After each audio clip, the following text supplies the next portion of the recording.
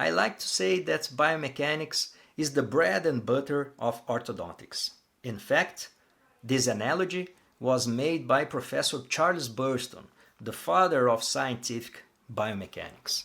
It means that all of us make the same essential thing in our day-to-day clinical life. What do? We apply force systems with the goal of achieving appropriate biological responses in the form of tooth movements and bony changes. Everyone uses biomechanics every day when treating your patients. Either a correct biomechanics or an incorrect biomechanics. Biomechanics is not optional. The quality of the biomechanics we apply is optional. Sometimes we apply a correct biomechanics with safe, predictable, and efficient tooth movements. But sometimes we apply incorrect biomechanics with unsafe, unpredictable, and dangerous side effects. I'm sure that all of you want to apply a correct biomechanics. And the best biomechanics we can apply is called scientific biomechanics. This term was presented by Charles Burstone again.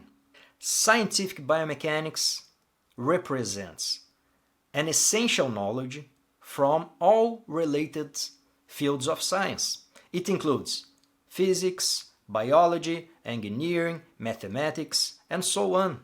It's important to point out that scientific biomechanics is not a technique. It does not represent a special ability to make bands and to make complex appliances. Scientific biomechanics is a set of concepts and principles that we can apply to any technique. I like to say that there are two modes of thinking in orthodontics. Let's illustrate with this image. In the first image, let's imagine a dentist planning some case, thinking about the force and the moments that she will apply to solve some specific problem. This is the mode of thinking with arrows, in which we consider, we think, we plan about the force systems we are going to apply. In this way, we have a better chance of understanding both the wanted and unwanted effects of our mechanics.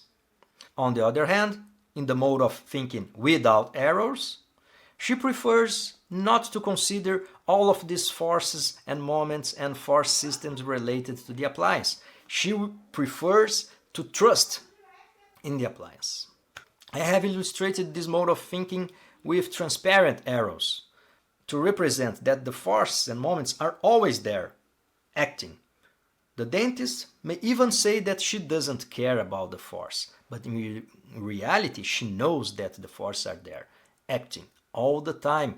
I think it's very unpredictable, it's very stressful to work with this mode of thinking without considering all the forces and moments, without considering the forces and moments involved in our appliance. I strongly recommend you choose the mode of thinking with arrows. This is scientific biomechanics. And to understand these worlds, the main concepts you need to understand are these ones. I have asked my students to make a word cloud based on the most frequent words that appear in the scientific literature about orthodontic biomechanics. If you want to truly understand and apply all these essential concepts in your own practice, let me know in the comments. Do you prefer to work in the mode of thinking with arrows or without arrows? Don't forget to like, subscribe, and follow for more tips and insights. See you in the next video.